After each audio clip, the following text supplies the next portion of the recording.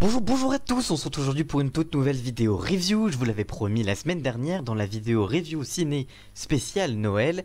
Et bien aujourd'hui je vous propose une sélection de séries de Noël et non plus de films. Et aujourd'hui je vous ai sélectionné 4 séries qui sont assez drôles ou même parfois touchantes, ça dépend. C'est même parfois plus touchant que drôle, on va le voir. Je vous les ai classées de la moins bonne à la meilleure entre guillemets.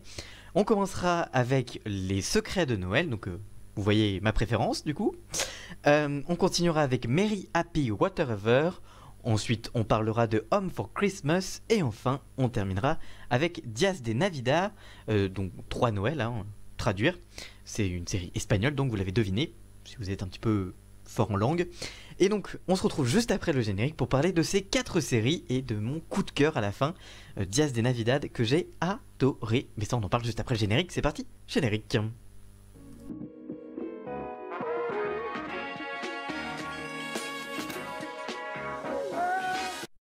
Et on commence cette émission avec la série que j'ai le moins appréciée pour arriver jusqu'à la série que j'ai le plus aimé regarder durant ces dernières journées, semaines. Et on commence avec Les Secrets de Noël. Côté synopsis, cette série raconte 3 Noëls, 3 générations de femmes face à l'amour et la vie. Mais le fil rouge qui les unit dépasse-t-il l'ADN pour guider leurs choix et restreindre leur liberté? C'est ce que vous allez découvrir dans cette série, une mini-série allemande de Noël qui a été réalisée par Samira Radzi. Côté casting, on retrouve Anita Wojcicka, Barbara Nuess, Hans Hugh Bauer notamment.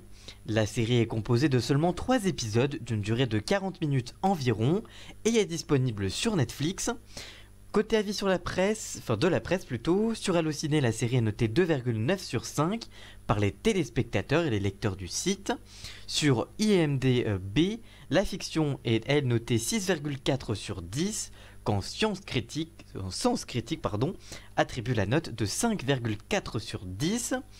Mon avis cette fois, c'est une série touchante qui vous attend, une jolie fiction qui n'est pas trop prise de tête, mais qui n'est pas vraiment une très grosse réussite.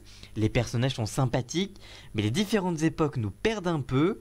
En effet, on se retrouve avec trop plein de personnages qui nous embrouillent en fonction des périodes. C'est sympa, mais loin d'être la meilleure série de la décennie, voire vraiment l'une des pires. Enfin, quand même pas, mais bon. Du coup, je lui ai mis que 2 sur 5. Et donc c'est pas une grosse réussite, c'est Secret de Noël. Pourtant elle était dans les recommandés de Netflix quand même, hein, quand on allait dans la catégorie Noël. Donc bon, apparemment certains l'ont aimé, mais pas tous en tout cas. Et pas moi en l'occurrence. On continue tout de suite maintenant avec une autre série. Et c'est la série Merry Happy Whatever. Et vous allez donc découvrir mon avis sur cette série qui est sortie le 28 novembre 2019 sur Netflix. Côté synopsis, eh bien, vous allez découvrir l'histoire de Duncan, qui est le patriarche d'une famille compliquée. Alors qu'il doit gérer le stress familial inhérent au moment de Noël, sa plus jeune fille décide de présenter son nouveau petit ami. Chaque membre de la famille va avoir son lot d'annonces à faire durant ce nouvel an et cette période de Noël. Côté information sur le film, cette série est une sitcom américaine de Noël qui a été réalisée par Tucker Cower. Voilà. Côté synopsis, côté casting plutôt, on retrouve Dennis Quaid, Bridget Mendler, Brent Morint notamment. La série est composée de 8 épisodes d'une durée de entre 25 et 28 minutes et est disponible donc sur Netflix. Côté avis sur la presse, eh bien Allociné a noté la série 3,4 sur 5 par les téléspectateurs et lecteurs du site. Sur IMDb, la série est notée 6,2 sur 10 quand Sens Critique attribue la note de 6 sur 10.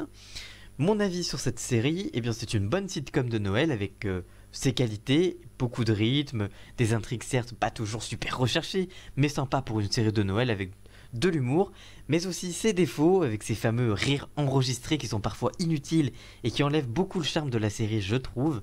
C'est vraiment, parfois ça pèse un peu même sur la qualité de la série. La série aborde des sujets importants, l'athéisme, donc le fait de ne croire en aucun dieu, dans une famille très pratiquante et catholique, l'homosexualité ou encore le divorce dans une famille de pratiquants, ainsi que la vision de la société quand on perd son travail alors qu'on a une famille, une série drôle et touchante qui n'est pas incroyable mais qui aborde des sujets intéressants et je lui ai donc attribué la note de 3 sur 5. Et je vous donne mon avis sur Home for Christmas, c'est une série sur Netflix. Côté synopsis, eh bien vous allez découvrir Johan, éternel célibataire qui va enfin emmener un petit ami dans sa famille pour Noël.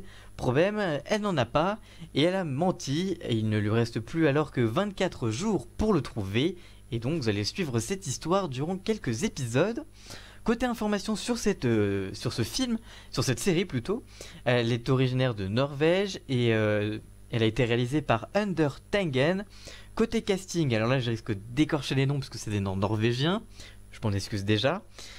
Elise Broch pour la personnage principale, Arthur Akalati, Ej Skoyen, notamment pour les personnages principaux vraiment.